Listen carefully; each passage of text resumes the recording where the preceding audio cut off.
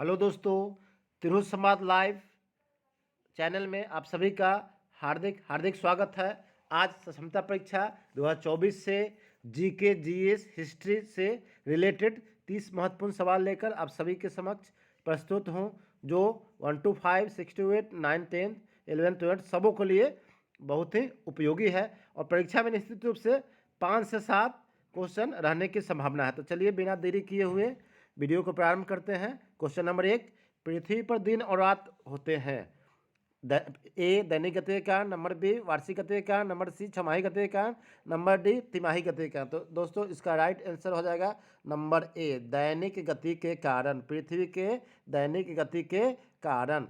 चलिए दूसरा सवाल, सबसे बड़ा ग्रह है। सबसे बड़ा ग्रह है नंबर ए बृहस्पति, नंबर बी पृथ्वी, number C Uranus, number D शुक्र। तो दोस्तों सबसे बड़ा ग्रह है ए बृहस्पति और सबसे छोटा ग्रह बुध। चलिए तीसरा क्वेश्चन, सबसे छोटा ग्रह है।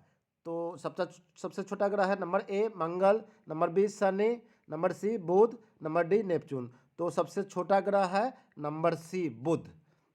चलिए चौथा क्वेश्चन, अगुलहास धारा किस महासागर में बनती है। नंबर ए प्रशांत महासागर, नंबर बी हिंद महासागर, नंबर सी आर्टिक महासागर में, नंबर डी अन। तो दोस्तों इसका राइट आंसर हो जाएगा नंबर बी हिंद महासागर में। चलिए पांचवा सवाल आप लोगों के सामने, पृथ्वी का सबसे भीतर वाला भाग क्रोड किसका बना होता है। नंबर ए तांबा और जस्ता, नंबर बी निकेल और तांबा, नंबर सी लोहा और जस्ता, नंबर डी लोहा और निकेल। तो दोस्तों ये सबसे जो नीचे वाला जो भाग होता है क्रोड, वो उसको नीफे बोलते हैं। नीफे मतलब NiFe।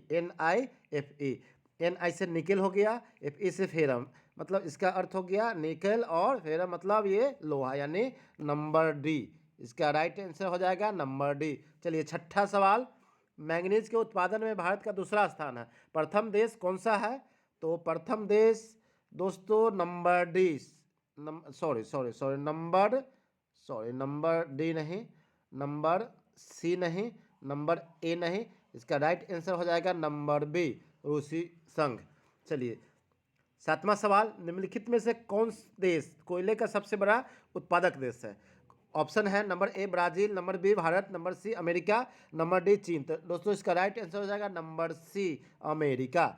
चलिए अगला क्वेश्चन, आठवां क्वेश्चन, इनमें किसको जापान का मैनचेस्टर कहा जाता है। तो मैनचेस्टर जो होता है जैसे सूती वस्त्र का सबसे बड़ा केंद्र मैनचेस्टर, वो Osaka, number A Osaka, number B Tokyo, number C Nagasaki, number D Yokohama. ये सारे जो है जो शहर है वो जापान के महत्वपूर्ण शहर है। तो मैनचेस्टर, हम क्वेश्चन पर चलते हैं, मैनचेस्टर कहा जाता है जापान का, किसको कहा जाता है नंबर ए ओसाका को मैनचेस्टर बोला जाता है। चलिए नंबर 9, भारत के स्वतंत्रता संघर्ष के दौरान डेक्कन एजुकेशनल सोसाइटी नामक संस्था की स्थापना किसने की थी। Number A Jawaharlal Nehru, number B Rabindranath Tagore, number C Bal Gangadhar Tilak, number D Byomkesh Chandra Banerjee. तो दोस्तों इसका राइट आंसर हो जाएगा नंबर सी बाल गंगाधर तिलक। चलिए अगला सवाल, 10वां सवाल, 1857 के गदर के समय भारत का गवर्नर जनरल कौन था। तो 1857 के विद्रोह के समय भारत का गवर्नर जनरल था, ऑप्शन है number A Lord Canning, number B Neil Armstrong, number C John Mathai, number D अन। तो इसका राइट आंसर हो जाएगा दोस्तों नंबर ए लॉर्ड कैनिंग। चलिए अब हम लोग ये हम लोग जो है कि जनरल साइंस से, विज्ञान से हम लोग क्वेश्चन देखते हैं। हम लोग 10 सवाल, कौन सी संरचना अंतःस्रावी ग्रंथि नहीं है। तो ऑप्शन है नंबर ए पीयूष, number B thyroid, number C अधिवृक्क, नंबर डी ब्रिक। तो इसमें दोस्तों पीयूष, थायराइड, अधिवृक्क ये तीनों जो है वो अंतःस्रावी ग्रंथि है, अंतःस्रावी ग्रंथि नहीं है। तो ये डी हो जाएगा ब्रिक, ब्रिक को किडनी ही बोला जाता है, नंबर डी। चलिए अगला सवाल, प्रकार क्या है, प्रकार क्या है। तो दोस्तों प्रकार का इसका मतलब ऑप्शन आप लोगों के सामने रख रहा हूँ। नंबर ए प्रकार, नंबर बी अलग, नंबर सी बार बार, नंबर डी भिन्न।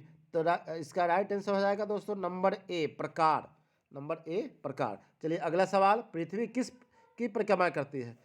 पृथ्वी किसकी परिक्रमा करती है। नंबर ए चंद्रमा, नंबर बी सूरज, नंबर सी ए और बी दोनों, नंबर डी अन्य ग्रह की। तो पृथ्वी जो है वो परिक्रमा किसकी करती है। तो सूरज की परिक्रमा करती है, नंबर बी। चलिए अगला सवाल, निम्नलिखित में से कौन सौर मंडल का सदस्य नहीं है? नंबर ए क्षुद्र ग्रह, नंबर बी उपग्रह, नंबर सी नक्षत्र, नंबर डी धूमकेतु। तो दोस्तों इसका राइट आंसर हो जाएगा नंबर सी नक्षत्र।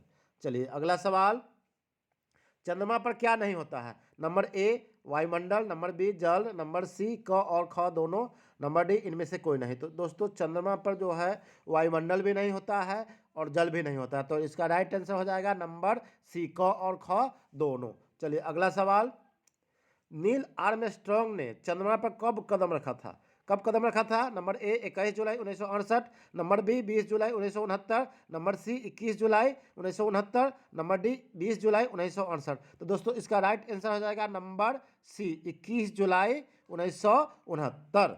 चलिए अगला सवाल, चंद्रमा के प्रदीप्त भाग की विभिन्न आकृतियों को क्या कहते हैं? ऑप्शन है नंबर ए चंद्रमा की कलाएं, नंबर बी चंद्रमा के रूप, नंबर सी चंद्रमा की कृतियां, नंबर डी चंद्रमा के भाग। तो दोस्तों इसका राइट आंसर हो जाएगा नंबर ए चंद्रमा की कलाएं। चलिए अगला सवाल, निम्नलिखित में से कौन सा सूर्य का ग्रह नहीं है? सूर्य का ग्रह नहीं है, number A Sirius, number B बुध, नंबर सी शनि, नंबर डी मंगल। तो दोस्तों बुध, शनि, मंगल ये तीनों जो है वो सूर्य का ग्रह है, लेकिन सीरियस नंबर ए ये जो है सूर्य का ग्रह नहीं है। चलिए अगला सवाल, चंद्रमा किसकी परिक्रमा करती है? तो हम सभी जानते हैं दोस्तों कि चंद्रमा जो है वो पृथ्वी का उपग्रह होता है। तो आंसर इसका ऑप्शन रख रहा हूँ आप लोगों के सामने, नंबर ए आकाश, नंबर बी सूरज, नंबर सी पृथ्वी, नंबर डी ग्रह। जो पहले ही बता चुके हैं चंद्रमा जो है वो ये पृथ्वी की परिक्रमा करते हैं, यानी नंबर सी राइट आंसर हो जाएगा। दोस्तों अगला सवाल, अंतरिक्ष में प्रत्येक वस्तु को क्या कहा जाता है? नंबर ए ग्रह, नंबर बी सौर प्रणाली, नंबर सी आकाशगंगा, नंबर डी खगोलीय पिंड। तो दोस्तों अंतरिक्ष में प्रत्येक वस्तु को खगोलीय पिंड कहा जाता है, नंबर डी आंसर इसका हो जाएगा। चलिए अगला सवाल इतिहास से है। वर्ष 1948 में बुंदेलखंड एवं बघेलखंड को जोड़कर कौन सा प्रदेश अस्तित्व में आया था? तो दोस्तों इसका ऑप्शन रख रहा हूँ आप लोगों के सामने, नंबर ए एक मालवा प्रदेश, नंबर दो विंध्य प्रदेश, नंबर तीन बघेल प्रदेश, नंबर चार मध्य प्रदेश। तो दोस्तों इसका राइट आंसर हो जाएगा नंबर दो विंध्य प्रदेश। चलिए अगला सवाल, निम्नलिखित में से कितनी रियासतें 15 फरवरी 1948 को सौराष्ट्र संघ में मिलाई गई थी? नंबर ए 220, नंबर दो 221, नंबर तीन 222, नंबर चार 223। तो दोस्तों इसका राइट आंसर हो जाएगा नंबर तीन 222। चलिए अगला सवाल, शकों पर विजयोपरांत चंद्रगुप्त द्वितीय ने निम्न में से किस धातु के सिक्के प्रचलित किए थे? तो नंबर एक स्वर्ण, नंबर दो चांदी, नंबर तीन तांबा, नंबर चार कांसा। तो दोस्तों इसका राइट आंसर हो जाएगा नंबर दो चांदी। चलिए अगला सवाल, आंध्र महिला सभा के संस्थापक कौन थे? ऑप्शन है नंबर एक पंडिता रमाबाई, नंबर दो दुर्गाबाई देशमुख, नंबर तीन गायत्री देवी, नंबर चार सरोजनी नायडू। तो इसका राइट आंसर हो जाएगा दोस्तों नंबर दो दुर्गाबाई देशमुख। चलिए अगला सवाल, गांधी इरविन समझौता भारत के निम्नलिखित में से किस आंदोलन से संबंधित था? नंबर एक रॉलेट सत्याग्रह, नंबर दो सविनय अवज्ञा आंदोलन, नंबर तीन असहयोग आंदोलन, नंबर चार भारत छोड़ो आंदोलन। तो दोस्तों रॉलेट एट जो सत्याग्रह वो नहीं था।